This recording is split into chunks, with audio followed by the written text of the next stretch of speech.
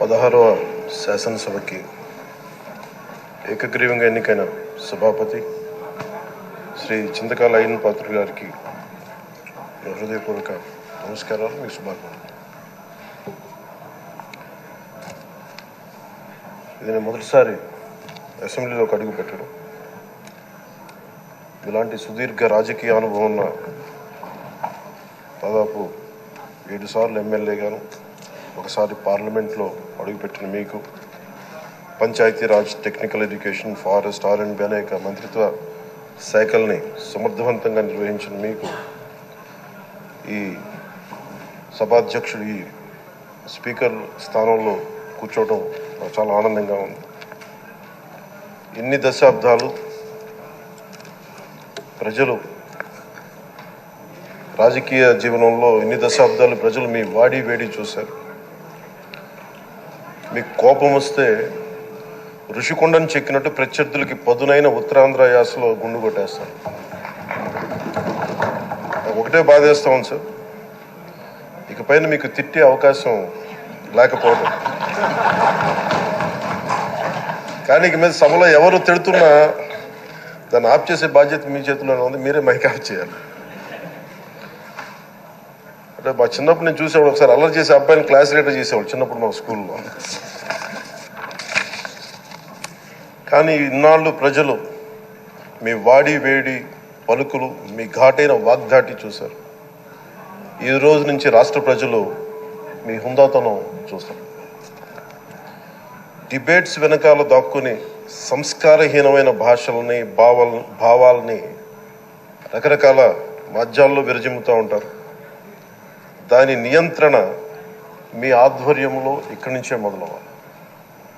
ఇందాక సభా నాయకులు, గౌరవ ముఖ్యమంత్రి శ్రీ చంద్రబాబు నాయుడు గారు చెప్తారు, ఆడబిడ్డలు ఏ విధంగా నలిగిపోయారు ఈ రాష్ట్రంలో గత 5 సంవత్సరాల్లో.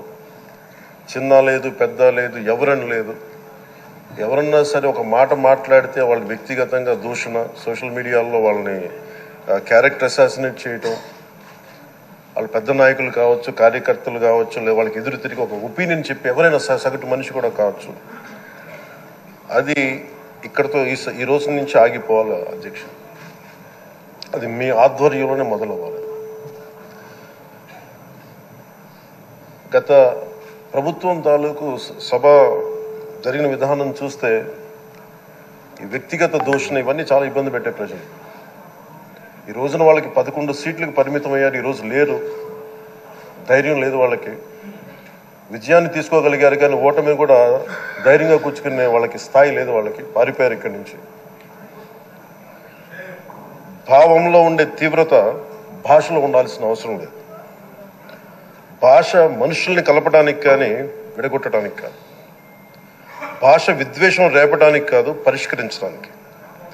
ఎంత జటిలమైన సమస్య అయినా, భయంకర సమస్య అయినా చర్చల ద్వారా పరిష్కరించుకోవడానికి కానీ వివాదం సృష్టించడానికి కాదు.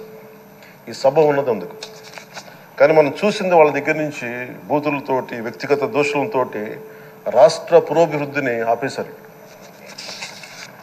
అలాంటి సభ కాకుండా ఇందాక మన పెద్దలు శ్రీ గౌరవ ముఖ్యమంత్రి చంద్రబాబు గారు చెప్పినట్టుగా ఇది భవిష్యత్తుకి ఇది ఒక ప్రమాణం అవ్వాలి.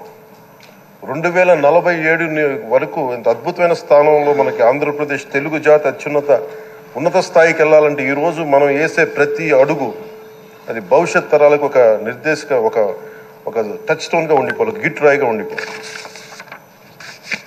ఈ రోజున ఈ సభలో ఉన్న గౌరవ సభ్యులందరూ చట్టాలు చేయడానికి ఉన్నారు, చట్టాలు ఉల్లంఘించడానికి కాదు. విభేదించడం అంటే ద్వేషించడం కాదు, వాదించడం అంటే కొట్టుకోవడం కాదు. ఇవన్నీ విభేదించడం, వాదించడం ఇవన్నీ ప్రజాస్వామ్యానికి చాలా మౌలికమైన పునాదులు. ఆంధ్రప్రదేశ్ ఆవిర్భావం జరిగి అసలు భాషా ప్రయుక్త రాష్ట్రాల ఆవిర్భావమే మన ఆంధ్ర రాజ్యంతో మొదలైంది. అమరజీవి పొట్టి శ్రీరాములు గారి బలిదానం మీద మన రాష్ట్రం పుట్టింది. 56 రోజులు తిండి తిప్పలు తినకుండా నరకం అనుభవిస్తూ ఆయన బలైపోయారు. ఆయన మరణానికి చేరువవుతూ ఆమరణ నిరాహార దీక్ష చేసిన ప్రతిరోజు మనకి దాదాపు ఈ సుదీర్ఘమైన 6 దశాబ్దాల కాలం 1.5 సంవత్సర కాలం అంటే ఆయన ప్రతిరోజు చావుకి చేరువవుతూ భోజనం లేకుండా ఆయన గడిపిన ప్రతిరోజు మనకి 1.5 సంవత్సర కాలం. అలాంటి నేపథ్యంలో అలాంటి మహోన్నతుడు శ్రీ పొట్టి శ్రీరాములు గారి త్యాగాన్ని కనుక మనం ఈ సభలో ప్రజా సంక్షేమం కోసం మాత్రమే చర్చలు జరగాలి, వాదోపవాదాలు హద్దులు దాటకుండా ఉండాలి, వ్యక్తిగత దూషణకి తావివ్వకుండా ఉండాలి. అలా కాకుండా గత ప్రభుత్వంలాగే ఈ సభని తిట్లకి బూతులకి కొట్లాటికి వాడితే ప్రతి నిమిషం పొట్టి శ్రీరాములు గారి బలిదానాన్ని అవమానం చేసినట్టే.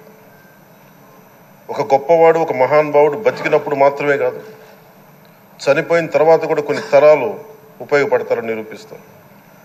అలాంటి కోవకు చెందిన మహానుభావులు ఆంధ్ర రాష్ట్ర సృష్టికర్త, భాషా ప్రయుక్త రాష్ట్రాలకు శ్రీకారం చుట్టిన ద్రష్ట, అమరజీవి శ్రీ పొట్టి శ్రీరాములు గారి స్మృతిలో ఒక విలువలతో కూడిన ఒక సత్సాంప్రదాయాన్ని తెరలేపుతూ మీ ఆధ్వర్యంలో ఈ సభ జరగాలని, ఈ 5 ఏళ్ల ప్రజా ప్రస్థానంలో ఈ విలువైన 5 ఏళ్లు రాబోయే తరానికి గొప్ప భవిష్యత్తునిచ్చేలా, అన్నం పెట్టే రైతుకి, కౌలు చేసుకునే రైతుకి, రైతు కూలీకి అండగా ఉండేలా, మహిళలకి భద్రతతో పాటు ఉన్నత స్థాయికి ఎదిగేలా, ప్రభుత్వ ఉద్యోగులకి భద్రత కల్పించేలా, పశువు పక్షి ప్రకృతి సర్వజనులందరికీ కూడా మతాలకి ప్రాంతాలకి అతీతంగా సుభిక్షంగా అభివృద్ధి పదంలో ఆంధ్రప్రదేశ్ ఆంధ్ర రాజ్యం అద్భుతమైన ప్రగతి సాధించేలా ఈ చర్చలు సాగాలని కోరుకుంటూ, సభాపతి అయ్యన్న పాత్రుడి గారికి మీ ఆధ్వర్యంలో ఈ సభ ఒక సరికొత్త సాంప్రదాయానికి సత్సాంప్రదాయానికి ఇది తెరతీయాలని కోరుకుంటూ మీకు మరోమారు శుభాభినందనలు తెలియజేసుకుంటాం. గౌరవ మంత్రి లోకేష్ గారు మాట్లాడతారు.